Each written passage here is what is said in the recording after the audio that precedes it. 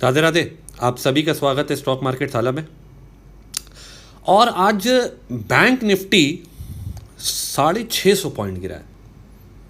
मैंने बोला था कि भाई स्ट्रांग लग रहा है, गिरना नहीं चाहिए।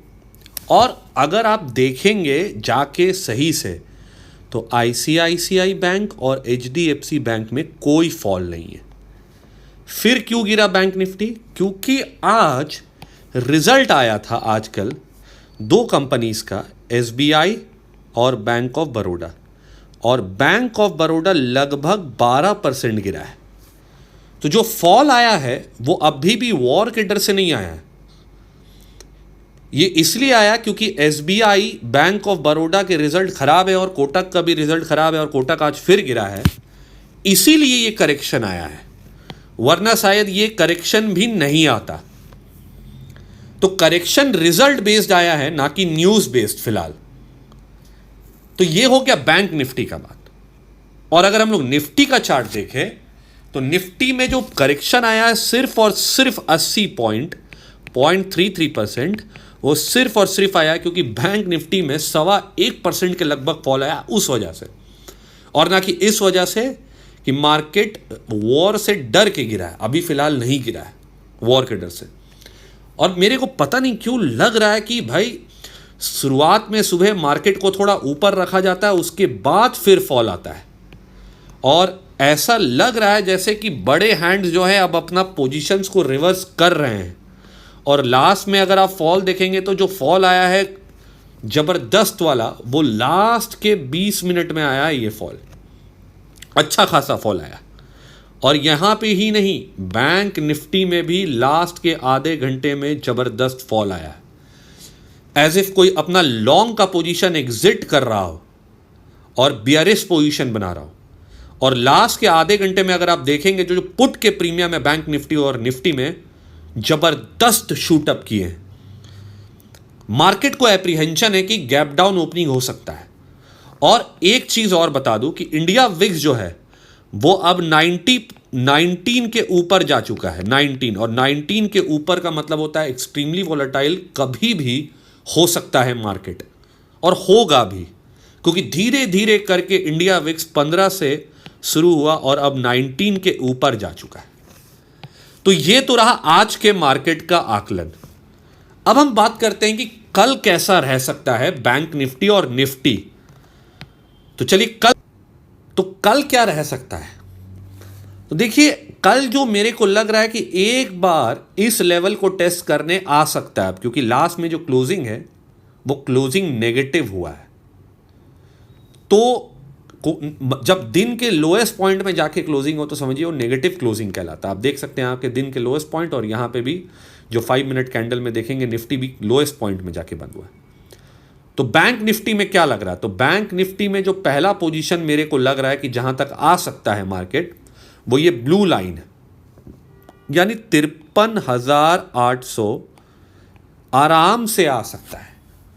और ये 53,800 हो सकता है कि पहले 1 घंटे में ही मार्केट खुलते के साथ आ जाए।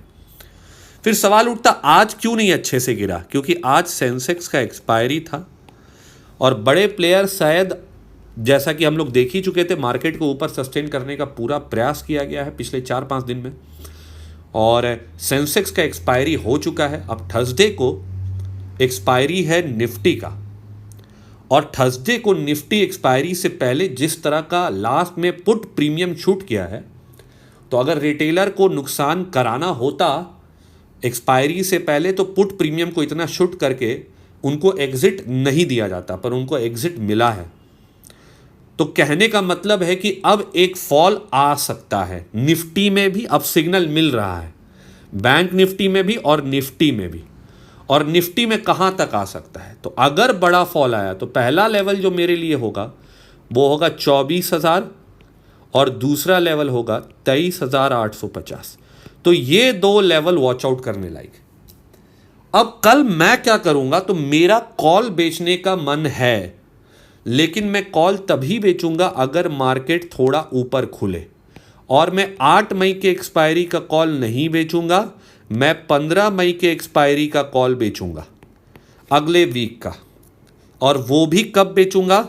अगर मार्केट थोड़ा सा गैप अप ओपनिंग दे तो थोड़ा अच्छा मेरे को स्पेस मिलेगा शॉर्ट करने के लिए, तो वहाँ पे मैं शॉर्ट करूँगा। अगर थोड़ा गैप अप ओपनिंग 425-30 के अराउंड होता है तो मैं खुलते के साथ शॉर्ट करूँगा।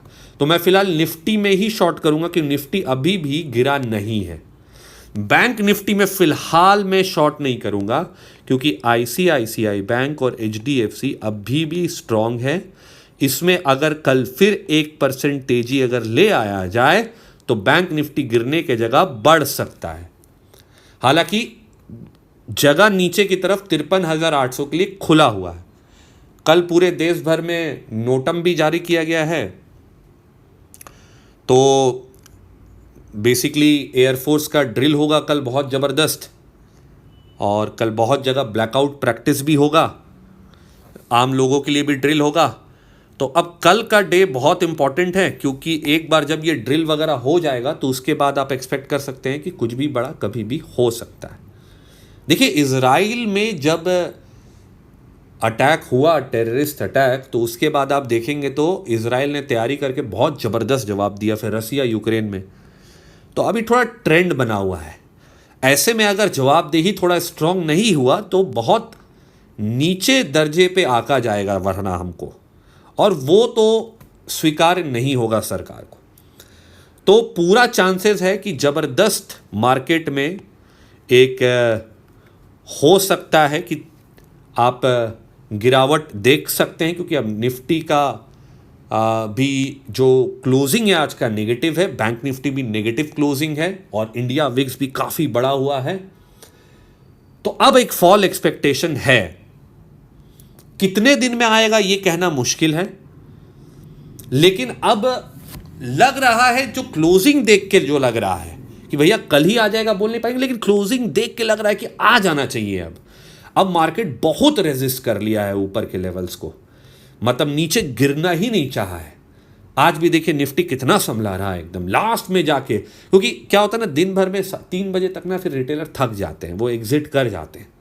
फिर लास्ट में ऐसा लगा कि बहुत सारा पुट खरीद के बड़े प्लेयर्स गए हैं, क्योंकि लास्ट में जब आप देखेंगे पुट का प्रीमियम बहुत तेजी से स्पाइक हुआ है, बढ़िया वाला स्पाइक हुआ है। तो लग रहा है कि अब एक बार पुट के तरफ पैसा बनने का समय आया है।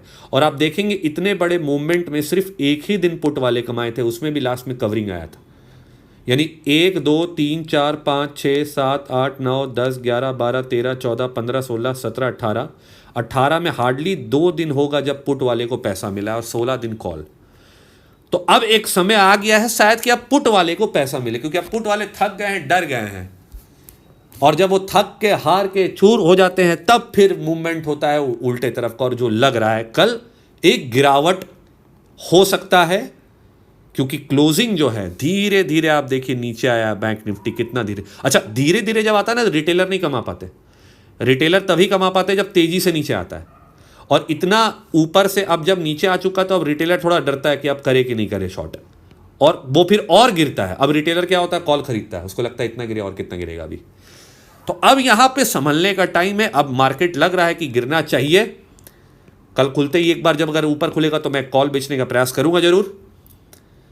एंड अच्छा खासा कुछ स्टॉक्स भी गिरे हैं और मेरा बाइंग रडार में है।